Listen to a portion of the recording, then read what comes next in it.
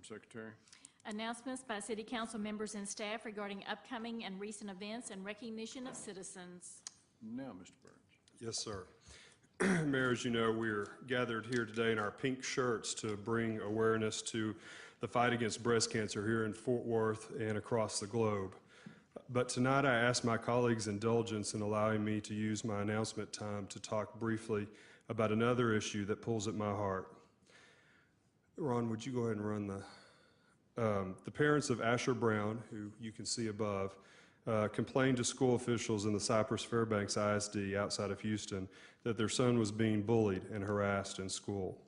The bullies called him faggot and queer. They shoved him, they punched him, and in spite of his parents' calls to counselors and principals, the harassment, intimidation, and threats continued. For years, it continued. A couple of weeks ago, after being bullied at school, Asher went home, found his father's gun, and shot himself in the head. His father found Asher dead when he came home from work. Asher was 13 years old. I'd like for you to look at his face. Unlike Asher, Indiana teen Billy Lucas, who never self-identified as gay, but was perceived to be by bullies who harassed him daily at the Greenberg Community High School. 3 weeks ago, he hung himself in his grandparents' barn. He was 15 years old. Minnesota 15-year-old Justin Auberg came out to friends at age 13, after which the harassment and bullying began. It grew as he moved from middle school to high school. When he found the harassment more than he could bear, he hung himself in his room and was found by his mother. Classmates started teasing and name-calling Seth Walsh in the 4th grade. It continued through his middle school years, where other students told him the world didn't need another queer and that he should, quote, go hang himself. On September 18th, after being threatened by a group of older teens, he went home, threw a noose around a tree branch, and he did just that. He hung himself in his backyard. His mother saw him, pulled him down. Seth survived on life support for 9 days before dying a couple of weeks ago. He was 13 years old. Teen bullying and suicide has reached an epidemic in our country, especially among gay and lesbian youth, those perceived to be gay, or kids who are just different. In recent weeks, New Jersey teen Tyler Clementi jumped off a bridge to his death after his roommate outed him on the internet. Rhode Island teen Raymond Chase hung himself in his dorm room. And we learned just yesterday of Oklahoma teen Zach Harrington, who killed himself after attending a city council meeting in Norman, Oklahoma, where speakers made disparaging anti-gay remarks. There is a conversation for the adults in this room and those watching to have, and we will have it, that this bullying and harassment in our schools must stop and that our schools must be a safe place to learn and to grow. It is never acceptable for us to be the cause of any child to feel unloved or worthless, and I am committed to being a part of that conversation.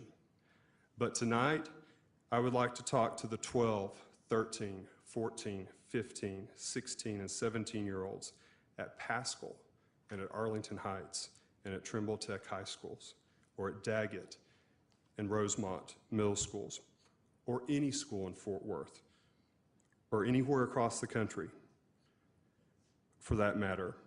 I know that life can seem unbearable. I know that the people in your household or in your school may not understand you, and that they may even physically harm you. But I want you to know that it gets better.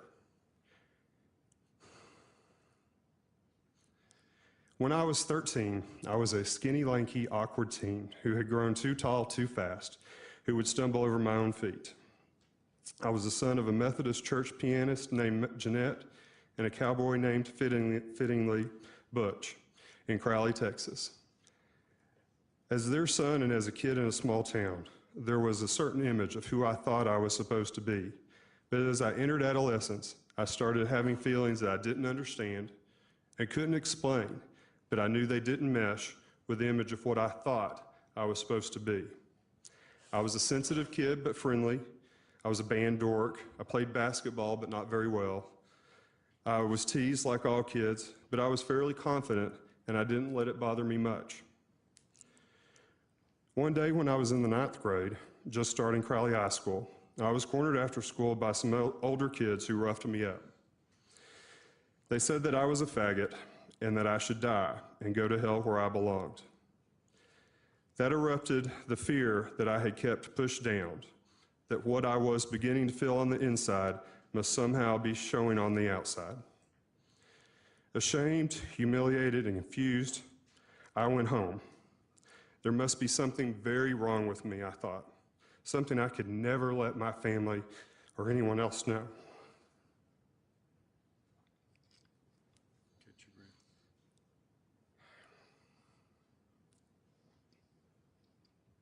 I think I'm going to have too hard a time with the next couple of sentences that I wrote, and also I don't want my mother and father to bear the pain of having hear me say them.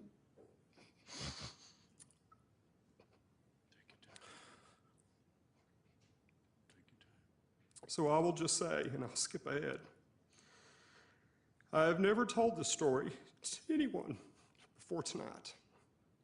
Not my family, not my husband, not anyone.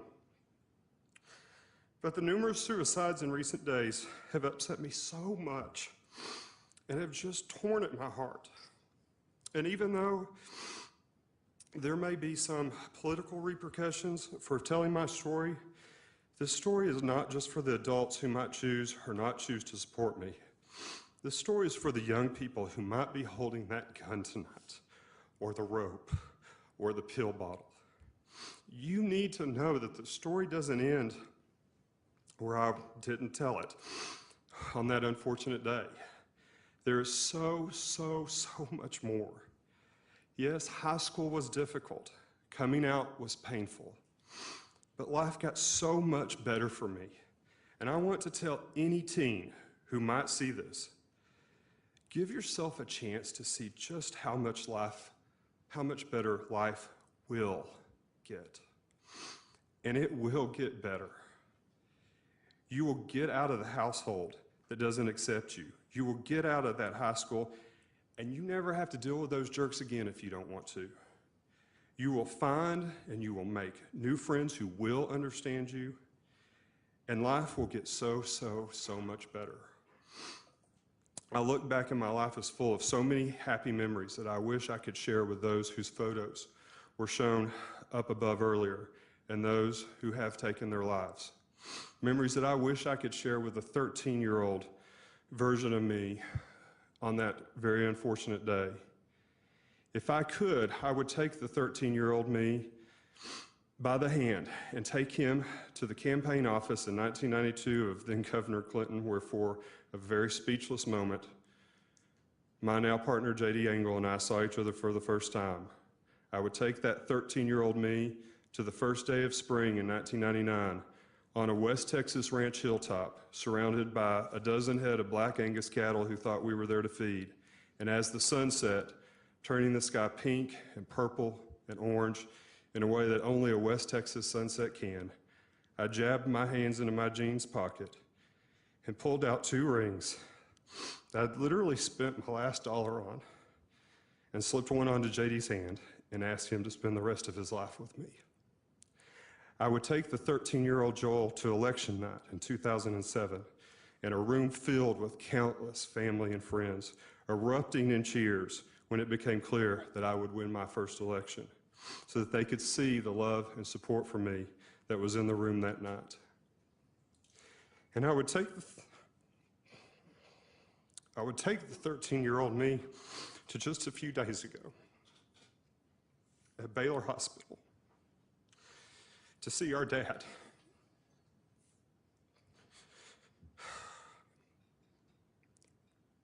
Our dad, who's no longer the 40-year-old tough cowboy that he was when I was 13, who I thought would never understand me, but is now the 67-year-old dad, still pretty tough cowboy, who has grown older.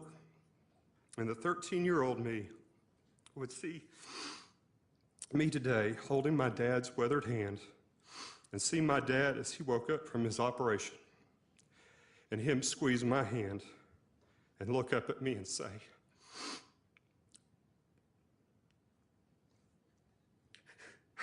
"Joel, I'm so glad you're here today."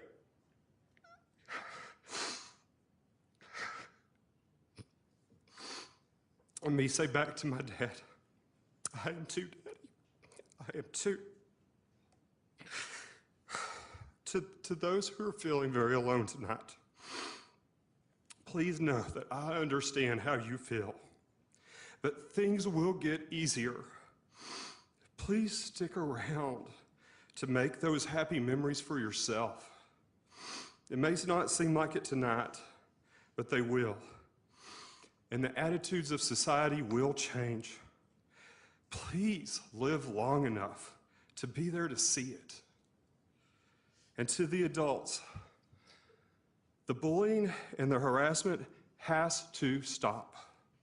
We cannot look aside as life after life is tragically lost. If you need resources, please check out the trevorproject.org online. And you can call me and I will get you whatever resources you need. My number is 817-392-8809.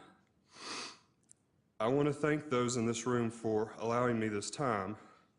And to JD and the rest of my family, I'm sorry for you learning of this painful personal story in this public way for the first time. But know that I am able to tell it because of your love for me. And Mom and Dad, I'm alive today because you love me. Again, attitudes will change. Life will get better. You will have a lifetime of happy memories if you just allow yourself and give yourself the time to make them. Thank you.